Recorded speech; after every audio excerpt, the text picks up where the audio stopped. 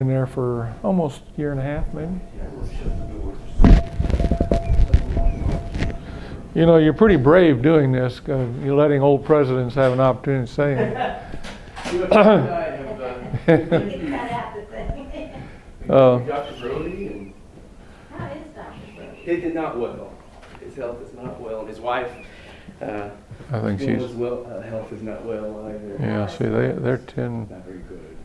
She's see, they're 15 years older than me, so they're getting up there. Before we start, though,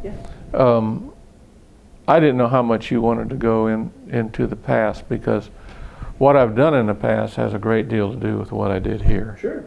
So I know you're going to cut, slice, but you know, I'll just talk as long as you let me talk. Sure. Which, That's right. That's the magic of editing. Yeah. yeah. Well, all right, Dr. Eaglin, to start off with, tell us your name, where you grew up, and what got you into higher education. Well, the name's Ron Eaglin. Grew up in St. Louis, Missouri. Kind of backed into higher education. My parents were blue collar. Well, my dad was a blue collar worker and a meat cutter later in his life. He wanted me to become a meat cutter.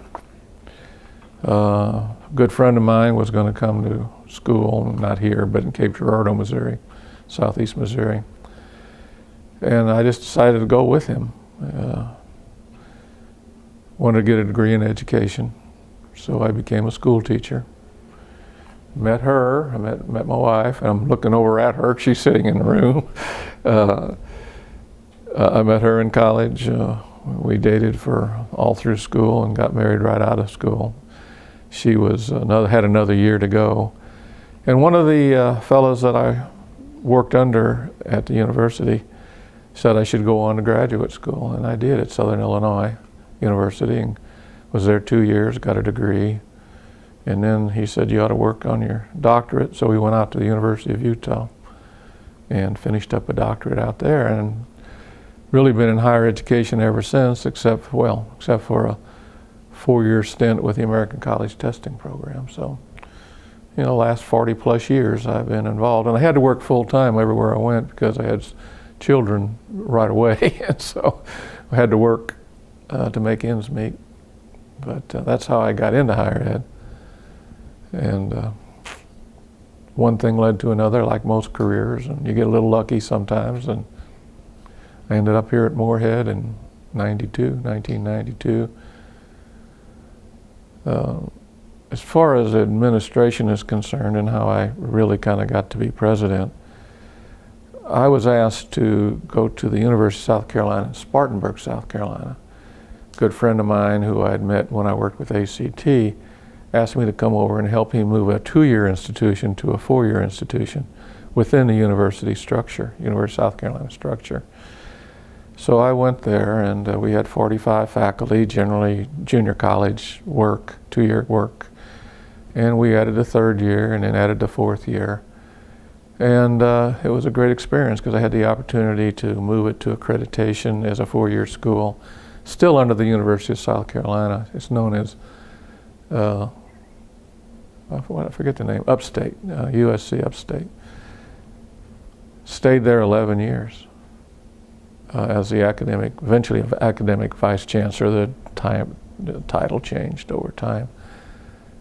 And the University of South Carolina president at the time said I should go and become chancellor at Coastal Carolina.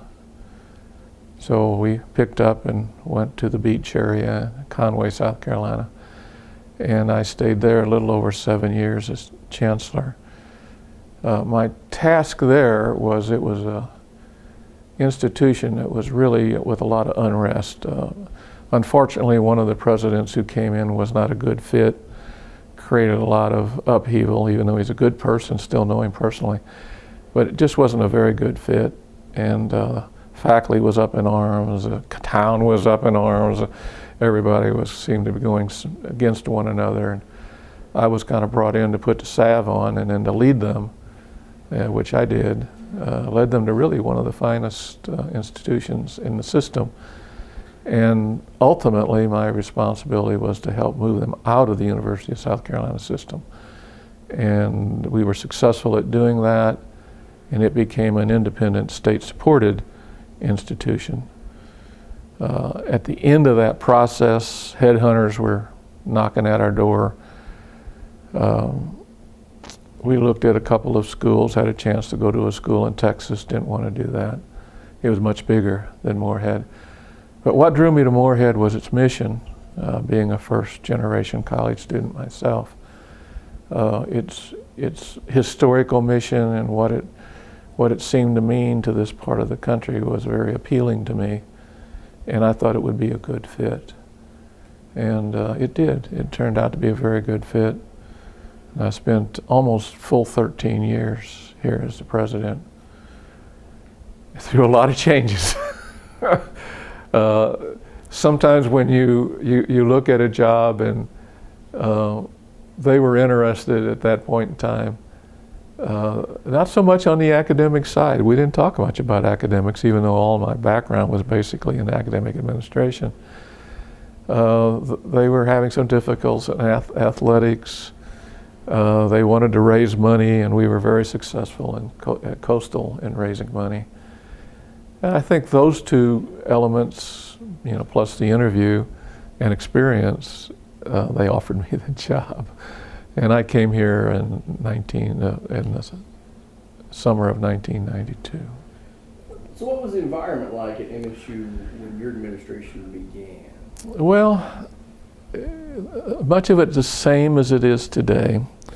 The one thing I've been impressed through all the presidents, previous and after, I think Dr. Andrews doing a wonderful job carrying it on, is its mission. It's never really lost sight of young people from Paintsville or from Johnson County or other places up there in Pike County, and it never really has lost sense of who they serve. That was a blessing when I came, but it also was a difficulty when I came. Had a good faculty, relatively a positive atmosphere. But it wasn't a university in my eyes. It wasn't challenging. And I'll give you a reason why I would say that. When I walked into the door in July of 1992, our budget was cut about 12% within the first 3 months. That's a lot of cutting. So I had to take a very strong look at not only how we were spending money, but also on the other side of the budget, what were we depending upon in terms of money coming in? And we were almost 100% dependent upon the state, which was a situation that I wasn't really, my experience didn't really lead that, because we had a fairly good way of bringing money in at Coastal. So it allowed me to sit down with the fiscal people and with the people in academics and all the staff and this, that, and the other, and say, we're not going to cut 12% across the board. I want to know why a certain element of the institution should not be cut 20% or none. And we went about looking at everything that we did as an institution. It was very educational for me. I learned a great deal about what we didn't do. The income side of the budget was one thing I knew we had to work on. One of the reasons I said I really didn't think we were university oriented is our faculty really never got involved in research at all. I shouldn't say at all. There were certain little places where a few departments that would do that. But most of the things we did were like the TRIO program and things that would be germane to this type of institution. But we never did really go out and try to get the big grants in other areas. And so I felt that was something we needed to work on for sure. Fundraising was non-existent. We weren't staffed. We had no really mechanism of identifying successful alums. We were bringing in maybe $100,000 a year if we were lucky, and that had to change. But that was going to take time. The fellow who was ahead of the Board of Regents then was Bill Seaton. He was the CFO for Ashland, Inc. And I went to Bill because he was very much in my favor. He was very much for me being hired. And I said, Bill, we're going to have to transform this institution, and it's like big business. We can't do it overnight. It's going to take time. If you expect me to go out and raise millions of dollars tomorrow, forget it. You need to get a new person because it's impossible to do that. And I also told him that the academic program, as I studied it, there were pockets of excellence, but there were also pockets of mediocrity. Not that the faculty didn't care about students and didn't teach. I was very pleased with that part. But I felt that there was a lot of areas where we weren't challenging students to kind of go to the next level and be able to go into graduate school if they wished or whatever. So that was my challenge the first few years, is how to keep what the other presidents had done up to that point in time of staying true to our mission, but also enhancing the academic experience and being able to do fundraising. That was the real challenge initially. And that's where my wife came in, because we had to do a lot of friend making in order to raise money. It took time. When you look at, at the history of the institution in the post-Adrian Dorn years, it really wasn't until your administration in which you had a long-term president plan. Was this something you had to work hard to create? I think I had willing faculty. There were pockets of younger faculty at that point in time. We had a lot of master's degree people who were educated here. They loved the place. They really did. And I can't really fault them at all. They did a good job.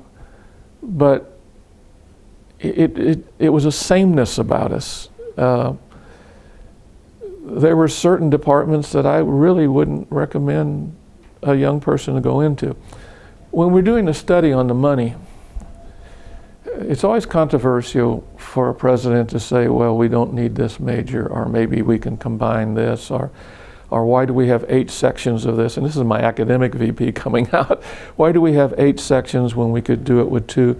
Why are we requiring 38 hours when we could require 32 and still accomplish the task by looking at the courses that we offer?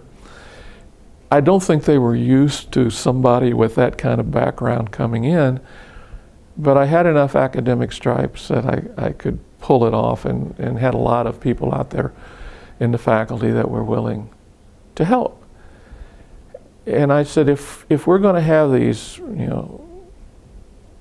types of cuts that can just almost bring us to our knees as an institution, kind of a draconian approach would be just take it from everybody. But I would rather go in and say, all right, why do we have this particular major? Why is it spun off here? Why do we have 6 faculty teaching upper division and no one teaching lower division, where most of our students were at that point in time? And that took some convincing, but there were things that weren't in place, and I kind of jotted some of those down because my mind was going through this process. Number one, we had no peer review when I came in. A department chair would probably say, hey, Steve's a good old guy, he's been here a while, he gets along fine with it, he shows up every day, he needs to be promoted. I'd ask the question, well, that's nice, that's what we expect out of Steve, but why should we promote him? Why should we tenure him? And those types of questions. So there was no peer review. There was no merit pay. If you had a 5% money coming in from the state, everybody got 5%. There was no real monetary recognition of promotion. I mean, there was none when I came. There was no really concern on the staff side about longevity. Oh, there were a few little things in their formula for raises, but there was no really recognition system for long-term employees at that point in time. Yes, the mission was held. That was a good positive, but there was no quality across the board. Departments didn't set goals that they should try to obtain, like accreditation. That was one thing I insisted, accreditation, if it existed in every discipline. But we had to rank order them. We couldn't do them all at one time, but we knew eventually we were going to get to accreditation in all of them. Athletics was draining our budget. Found that in the budgeting process, that admissions would buy thousands of tickets for potential students out of their budget, which then went into the athletic budget, which made the athletic budget look like it was paying its own way. And I said, well, we're taking a left hand and paying a right hand, and the right hand saying that we're fiscally sound. It made no sense, which led later in my career to a decision to get rid of scholarship football, which was not accepted by a lot of folks. As I said earlier, there was no fundraising mechanism as I knew it in place, and that had to be done over time. It wasn't going to happen overnight. Well, with all these no things, we had to go back and make them yes. So with the help of the faculty, we instituted peer review. And we looked at our promotion and tenure criteria, came up through the ranks, kind of came through the deans to the vice president, and to me, I would tweak them if I felt they would, and send them back, which they weren't used to, which was sometimes controversial. But in the long run, I think it was the best thing to do.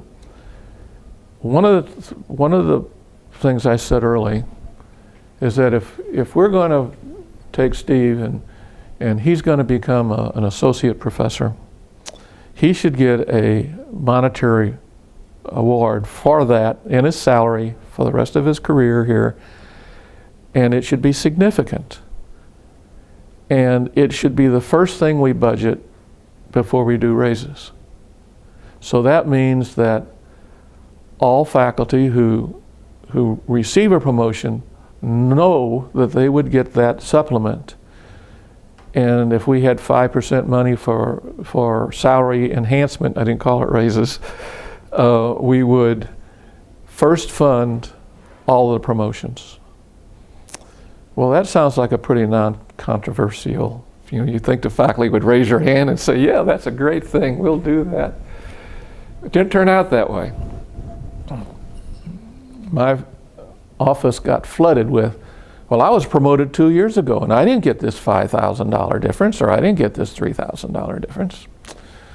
So I had to go back to the drawing boards with faculty, and I said, all right, let's go back and look at promotions previously, and let's come up with a plan of how we can bring these people in line. And we came up with that, but there was one caveat that I wanted that not everybody wanted, but we did get it through. And that was tenure wasn't forever. There would be a review after 5 years. And if a person, well, and the other caveat that went with that is that we would go to zero-base raises. But all raises would be based on merit. On merit that the various departments would decide upon how to do it. I must admit,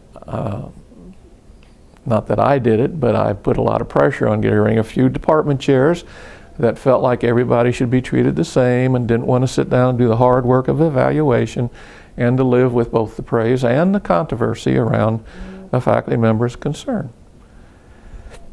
So those two caveats, zero-based raises and a promotion tenure review 5 years in. Well, we got those across. And I think you live with them today. I don't know. It was my assumption that it was a good plan. It was fair. It cost us a lot of money to get everybody up and happy, but we did that. On the staff side, we built in some merit blocks too. We were a little bit more restricted in what we do with staff because of state payroll guidelines and everything else. So it was a little bit more difficult to do. But I felt we needed a recognition system for faculty and staff, so we instituted the 5, 10, 15, 20-year award system, and where I think the most coveted ones to get to 20 years and get free parking. I think that's still in place. I'm not sure, but we did that. On the income side of the budget, we had to get to fundraising and had to get to external research. Carol Morella was the director of research then.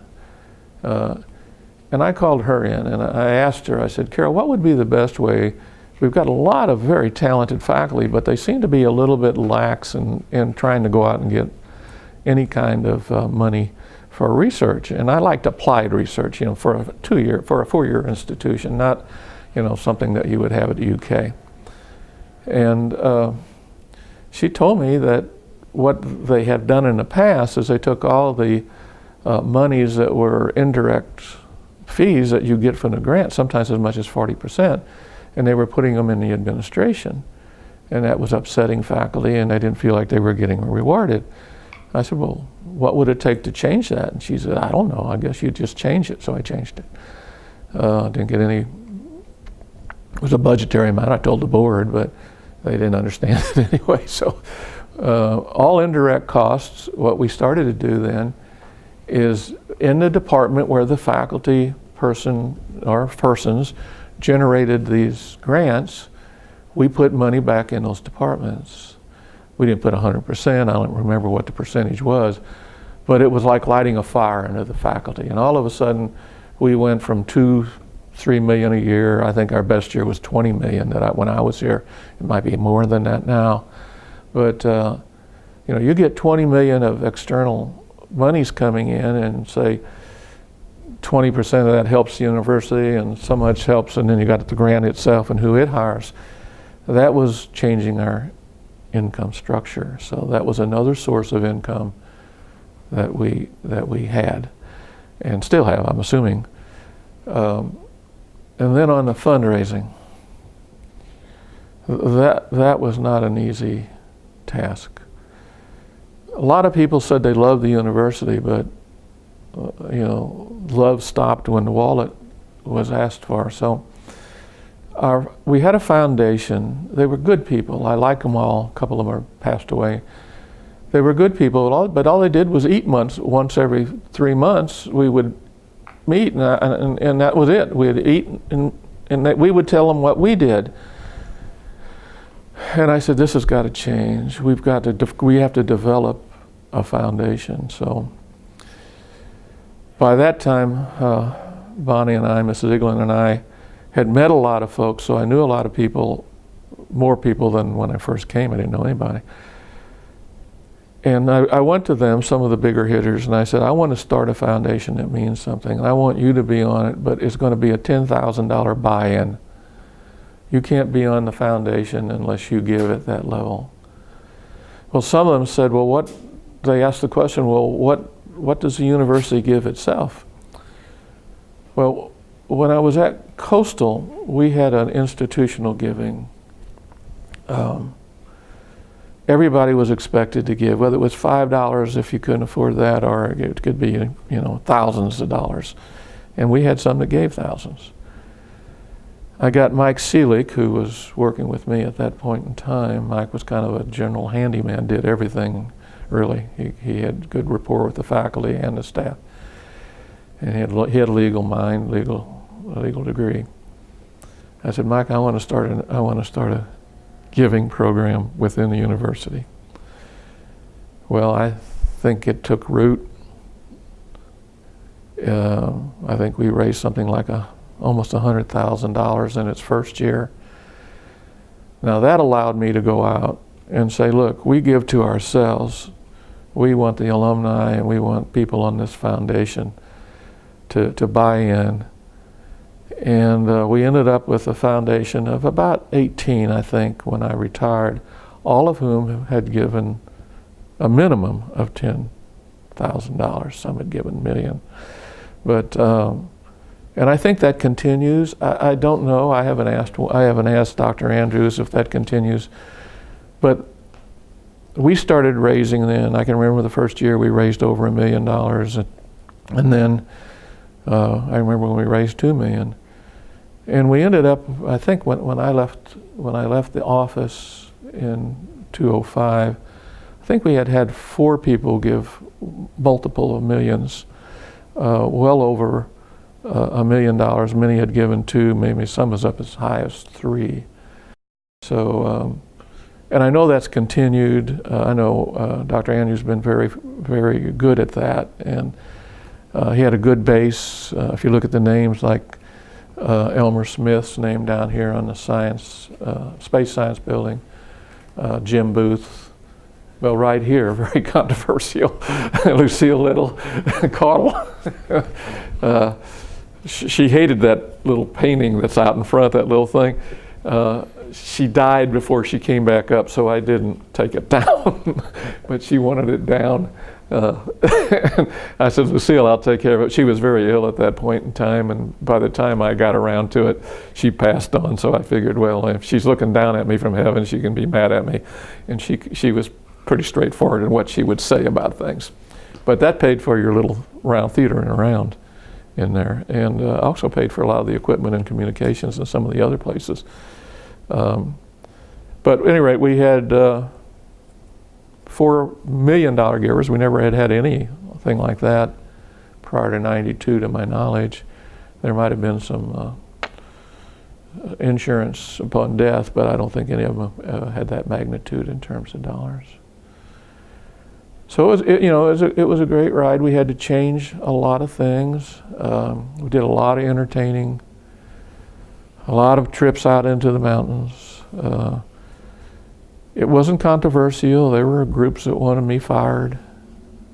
Friends of Morehead, when we moved the football to non-scholarship, was very controversial at the time.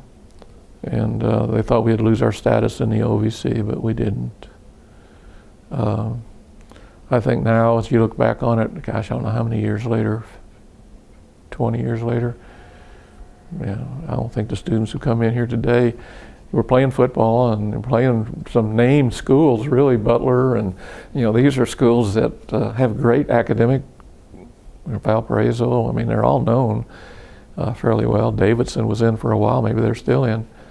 So, it was a good move in the long run, but in the Shart Hall, it was very controversial. Never thought I'd get fired, because one thing you learn as president, if you got a strong board who's with you, everybody can get into an upheaval about something. And if you're at a place a long period of time, you tick everybody off at least once. I mean, you really do.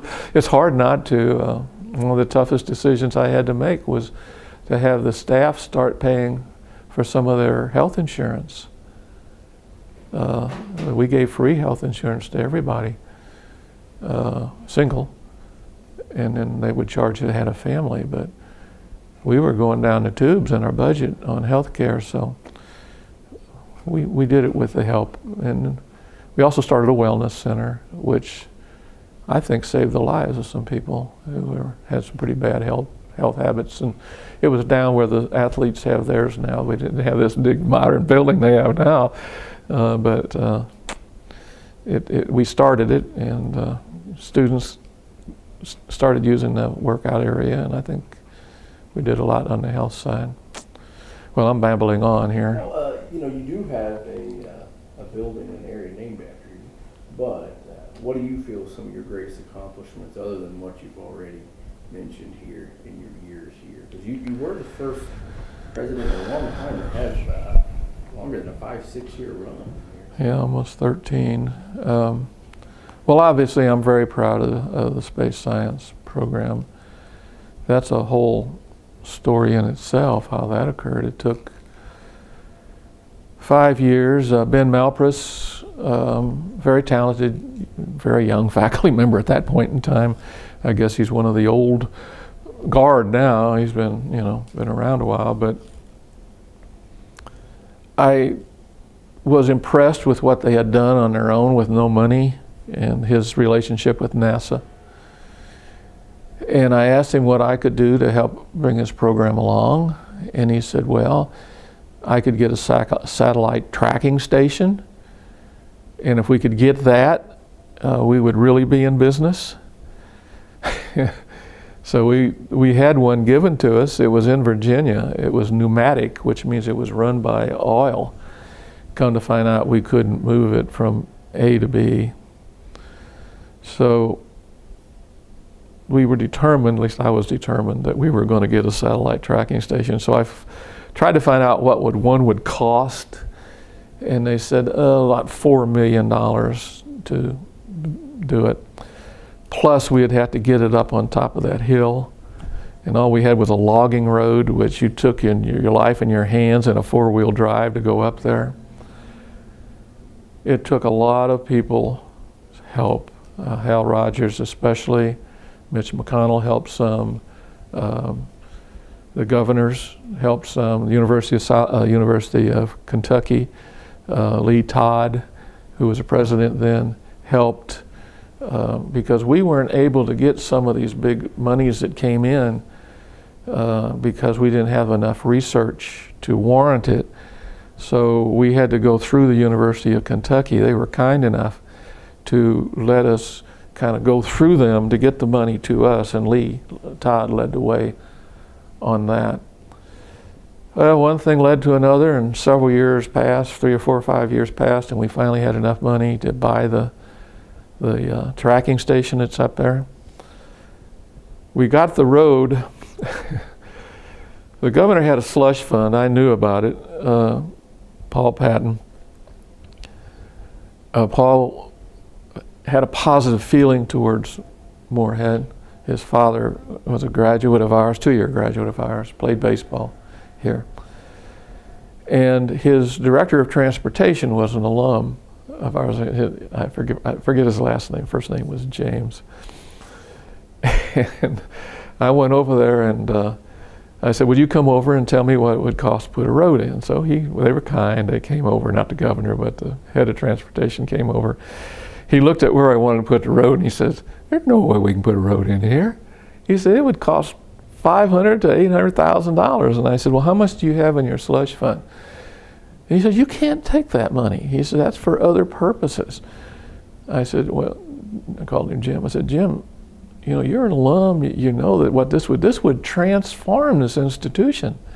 I mean, this would be something that Eastern Kentucky could really be proud of, to have a satellite tracking station, and it's the only place in the Commonwealth it could go, because being in the Daniel Boone Forest, the radio frequencies are low. We have no interference from big cities or this, that, and the other. It's the ideal and only place it could really go. And he kind of said, well, how much you want? And I said, well, how much can you give us? Next thing I know, we had big equipment coming in, and they put that road in. That road will handle a school bus. I mean, that's what our goal was, to try to be able to get a school bus up there. Plus, we had to move that mammoth thing up there pieces, the big trucks, to move it. And once we got to the satellite tracking station, the next step was to get the building. Now, unfortunately, I retired before the building came, but Dr. Andrews was very fortunate, with the help of Rocky and a few of the other politicians, were able to get the money to build the building. And I did come to the building dedication. And then the building needed a clean room where they could do experimentation, so they could build those little things that they're shooting up into space. And I asked the president, I said, well, what would it cost for a clean room? And he said, $3 million. I said, $3 million. Well, our two, I think most generous alums, still both good personal friends of mine and of the president. I said, well, my advice would be to ask these two gentlemen if they would fund it. And they did. So now they have the clean room, and that's really, with the planetarium and everything else over there, I'm very proud of the small part that I played in moving it along. It took a lot of people along the road, and still does. I mean, there's still people that, as I understand it, there's Italians living here now who are over here studying what we're doing. And it really put us on an international map. We're one of the finest undergraduate programs in the area, and it's highly selective. It brings us the best young people from all over the place. So yeah, I'm proud of that, very proud of that. Other legacies, I think I just continued the natural growth of the institution. I think we had a good base, had a good mission. All I wanted to do was enhance the academic programs, bring us into some sound fiscal situations, make our ability to attract faculty better because of how we handle promotion tenure. And I think that has occurred. As I can understand, I look at the roles, and there's a lot of young new faculty here, and they had to be attracted here for some reason. And so I'm pleased with that. I'm pleased with this building, as a matter of fact. One of the best fundraising that we did, my wife did, and that was the gala. We started the gala the first year we were here. Bonnie did all the work, really. And I think it's raised well over millions of dollars over time. And it all goes right back into the academic programs. At first it went into music, but now I think it's shared with theater and music, maybe communications. I never really did care where it went. I think if somebody worked to make it happen, they should get the money. And so that's what we did. But that was her idea. She did it all. She did a wonderful job with it too. And we made wonderful friends. When I told people we were going to charge $125 a head to come to a party one night, they said it'll never work. Nobody will ever come. And it rained. Remember the first one? It rained so hard that we had it on a tent on the side of the president's home, and it got sloshy and that. But they came, and the women in their high heels sinking down into the ground, and it was a great big success. And once we did it once, I think it's changed a little bit in how Dr. Andrews handles it, but it's still there on the calendar. It still involves faculty. It's still kind of a great event that people come to. Going back to, you talked about the mission of this school. What has Morehead State meant to the people of Eastern Kentucky? Well, I think it's meant two things. One not so positive and one very positive. I don't know how much you've traveled in our region, but you go into these small towns, there's no downtown left. The bypass, there's things out on the bypass. Coal ran supreme for a while and kept the economy up, but it takes a lot fewer workers, and so there isn't any real high paying. Most of it is service industry oriented. Well, unless you're a family that your family's a banker or this, that, and the other in these small towns, other than education, which is one of the primary majors that we have, supplying teachers to the region, other than education and government work and service jobs, there's just not much there. So a lot of young people have to leave the mountains to find the work. The one thing that always impressed me about and you see it played out in graduation, is the strong family orientation of the mountain people. I always was amazed every time I would lead graduation and ask first-time generations stand up, and 2/3 of the kids would stand up. Well, I thought to myself, well, here's 2/3 of the kids. Some will go back and be teachers in the region. Some may have jobs going back, but the rest are going to Lexington. They're going to go to Louisville. They're going to go somewhere. So in many ways, we're positive because we've raised the educational level of the area. There's no doubt about that. I mean, the majority of our students come from the mountainous counties. But yet we've also led the exodus away from the family. Good or bad, it's just the way it is. It's just, we have 4 children. One lives here in Kentucky and teaches school over in Bath County. One's in Myrtle Beach as a realtor, and one's in Florida. He's an associate provost, academic provost of their engineering programs.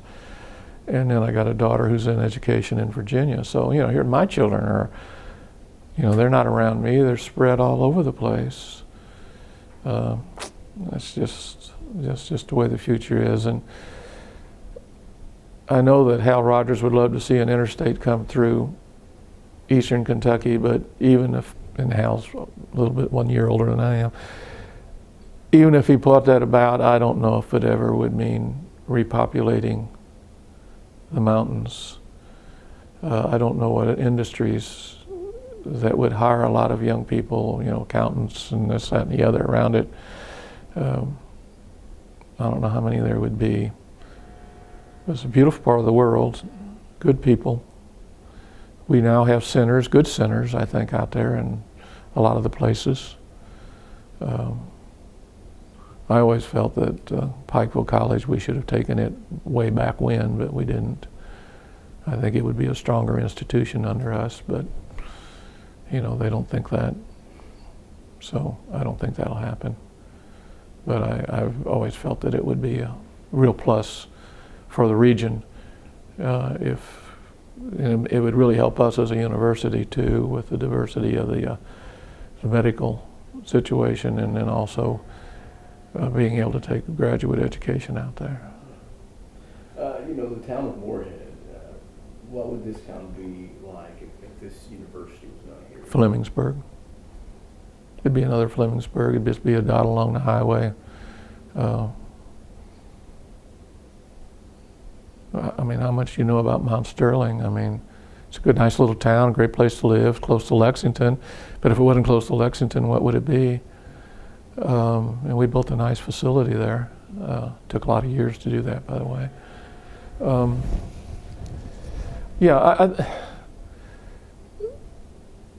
The university brings life to this community. We always, and then again, thanks to Bonnie more than me, I was so wrapped up in the building of the university, I probably wasn't as politically astute with the local politicians as I should have been over time. The mayor, I'm talking about the mayors and the councilmen and that. But she was. I mean, she built an advocacy center for children herself, in her relationship with the governor and governor's wife and a couple senators in the legislature. She put together, was it called Pride, Bonnie? I think. No, Pride was split. No, what was it? What was the first one that you did? Mine was Pay. PAVE, that's right. Yeah, PAVE, which she brought all of the, the various elements that served, and she brought all that together. So her relationship with the town was much deeper, really, than mine. So often when you go out into the smaller towns like Paintsville, they see the university as some kind of endless money stream. Do this for us, do that for us, offer courses here, and not that it's not needed, it's just that the university can't do all of it. And sometimes that would, judge executive would want something and put a lot of pressure politically on. But there's only so much you could do and keep the quality of education that we wanted to, preserve. What's one positive thing we can end with here that you can say about the history and the future of Morehead State University? Well, I think the university's future is linked to its mission. You got to remember that most of my career was done before the internet. Most of my career was done before cell phones. They didn't have cell phones in the mountains. You wanted to call, you had to find a gas station and dial up. I could tell you a whole story about how we got our first web page, but that's a whole different matter. But I think we have to be realistic in higher education, and I think it affects Morehead too. That technology is going to make the gaining of at least information simple. I can remember when it would cost us $250,000 to bring T1 lines into a building like this. Now it doesn't cost hardly anything. You just dial and your phone will get you anywhere in the world. I think all higher education has to be cognizant of that, to realize that how we deliver education is going to change. I hope it doesn't happen, but you could 50 years out, these just might be just ghost towns. Yeah. I don't know. I don't want that to happen. But I know when we put online education in, we did a study of who was using it. Well, as you can well guess, the students in the residence halls were using it, so they didn't have to get up and go to a class at 8 o'clock in the morning. And it wasn't the purpose of online education. The purpose was to go out and bring people in who didn't have a chance to come here. But now, I see it in my grandchildren, I see it everywhere. I mean, the technology, I have a granddaughter here who's going into 8th grade, I think. 8th, I believe. They're tech savvy. Phones don't scare them. Getting on the internet doesn't scare them. Giving them a question they don't know the answer to doesn't scare them. They just get it right away. Well, what does that do to the professor? When I said we were going to require all students here to have a notebook, as they called them at that point in time, I caught a lot of flack from the faculty. And when I said that we would use one word processing system and that would be used in the English department, well, I went over to a meeting. I thought they were going to string me up. And I used good old Fran Helpenstein. I just love her. I said, Franny, have you ever used word processing? She said, no. I said, are you willing to learn? She said, sure. So she learned, and she just brought the rest of the faculty in. Because they didn't want a kid to be able to sit there and plug things in, and now that's second nature. Everybody does that. How you write your papers, how you get your research, everything has changed. My son did a paper on Islam, jihad. Oh gosh, maybe almost 20 years ago. And his professor sat over here in history, called me and said, I can't accept your son's paper because he's using references of 2 days ago. Well, no, but you can remember, I wasn't, because they weren't used to people getting on and being able to get into newspapers or this, that, and the other that were almost instant. You had to get it out of a book and had to go to the library and look it up. So you asked me a simple question to give you a very complex answer. I hope that the university will survive as an entity, as a place. But I think it's going to have to go through tremendous changes. And it's going to be young persons like you who do that. It's not going to be me. I got a cell phone, but I have to ask my granddaughters sometimes how to use it. I got a navigation system on my car that I'm still struggling with. But they have no fear. And that's going to creep in. It's going to affect higher ed. It's going to affect how legislators want to fund it. They're going to say, why should we fund this if we can offer this X, Y, or Z ways? So I have an optimistic viewpoint because higher education is full of good people with good purpose and good reason. But in technology, they're going to have to embrace it like all other industries because it is an industry. Is there anything you would like to add to close with that you haven't spoke about or anything you'd like to touch on? Well, you got enough here that's going to keep you busy for about a month. That's for sure. Well, as I said, it's a partnership. I never would have been as successful here if it hadn't been for Bonnie at my side. We worked as a team. We set out to accomplish things when we became, you asked me what I was proud of, when we became one of the top 25 institutions. I was told point blank that could never happen at Morehead, point blank. And I think with the hard work and setting of goals by the faculty and by the staff and by the most part staying together. I mean, we stray, it happens, you know, you stray apart on issues. But if you can keep that mission going, and I think your current president has done that well. I don't know how old he is, but he's up in his 60s somewhere, so he's not going to be here forever. So whomever else gets in here, hopefully they will be a fit. That's what's important here, a good fit. You bring the wrong president in here, and it'll all go to hell in a handbasket. And I don't want that to occur. Too many good people have gotten us to where we are. Got a smart board. I know a lot of them, they're awful young. I knew them when they were first starting out. But yeah, it's in good shape, and I look forward to continue that way. Hold her off there. Thank you. And poor, he had to listen to all this.